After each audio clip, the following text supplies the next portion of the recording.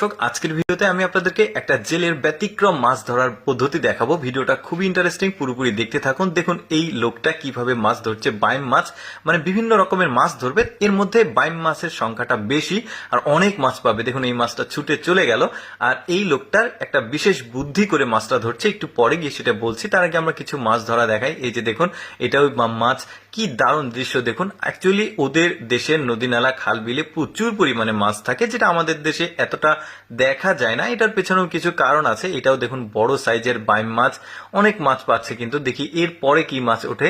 এরপরে এখানেও কিন্তু টান লাগছে মোটামুটি, কিন্তু এই মাছটা সম্ভবত এটাও বাইম মাছ। আর এখন মূল ব্যাপারটা বলি, সেটা হচ্ছে এই লোকটা বড় একটা সুতোর সঙ্গে 2 হাত 4 হাত পর পর একটা করে বড়শি লাগিয়েছে, সেটার সঙ্গে খাবার দিয়ে পানিতে রেখে দিয়েছে। এখন এই মাছগুলো এসে খেতে গিয়ে এই মাছগুলো কিন্তু আটকে যাচ্ছে, আর ওই লোকটা তুলে তুলে এই নৌকাটাকে লোড করছে। দেখুন আরেকটা মাছ চলে গেল। বুদ্ধিটা কি চমৎকার, প্রচুর মাছ পাবে কিন্তু সে। এরপরে কি মাছ পায় সেটাও দেখি। এটাও কিন্তু মোটামুটি বড় মাছ, বাইম মাছ। দেখুন ওই যে বললাম যে বাইম মাছের সংখ্যা বেশি, অনেকগুলো মাছ সেই জেলেটা কিন্তু ধরছে। আমাদের দেশের খাল বিলগুলোতে এত মাছ পাওয়ার দৃশ্য দেখা যায় না। কারণটা হচ্ছে আমাদের দেশের খাল বিলের আসলে দখলে থাকে, মানে প্রভাবশালী মানুষদের দখলে থাকে, যে কারণে আসলে এরকম দৃশ্য খুব একটা চোখে পড়ে না। দেখুন এটাও কিন্তু বড় মাছ, বেশ চমৎকার। তারপরে এইখানেকার মাছ ধরার দৃশ্যটা দেখুন। এখানে বন্যার পানি আসছিল, লোকটা একটা নেট দিয়ে জাস্ট বাঁশের সঙ্গে লাগিয়ে দেখুন একসঙ্গে কত মাছ। দেখুন ছোট ছোট মাছ, বাট অনেক প্রকার মাছ কিন্তু।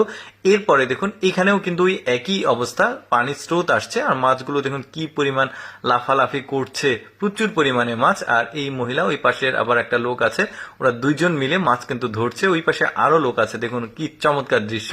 তারপরে এখানকার একটা মজার দৃশ্য দেখায়। দেখুন এখানে বন্যা হয়েছে, বন্যার পানিগুলো এই যে চিকন একটা নদী দিয়ে যাচ্ছিল, তো স্রোতের এতটা বেগ ছিল, মাছগুলো স্রোতের বিপরীতে সবসময় লাফালাফি করে। আপনারা জানেন, যারা মাছ চাষ করেন, মাছ সম্পর্কে জানেন তারা। তো এই মাছগুলো স্রোতের বিপরীতে লাফিয়ে লাফিয়ে একদম রাস্তায় উঠে গেছে। এখানে দেখুন কত পরিমাণ মাছ আছে, কিন্তু ধরার কেউ নাই।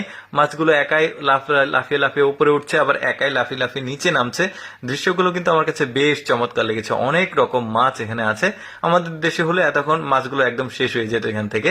তারপরে দেখুন পুঁটি মাছ ধরার একটা বিশেষ পদ্ধতিটা হচ্ছে যে খালের সঙ্গে যে লাইনটা আছে, ড্রেনেজ ব্যবস্থা, ওই ড্রেনটা নিয়ে এসে এখান থেকে পানির বের হওয়ার সিস্টেম করে দিয়েছে।